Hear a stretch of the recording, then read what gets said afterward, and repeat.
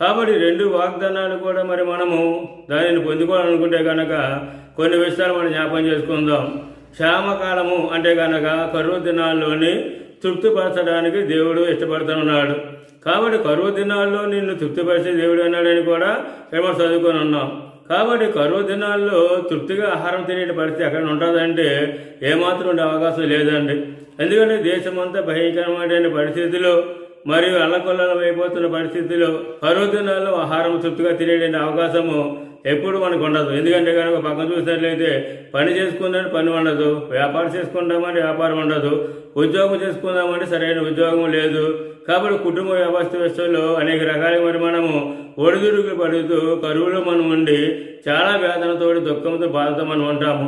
అలా పరిస్థితులు మనం చూసినట్లయితే కనుక కరువు కాలం మందు క్షామకాలం మందు ఏమైనా తృప్తిగా మరి మనము భోజనం కానీ లేదా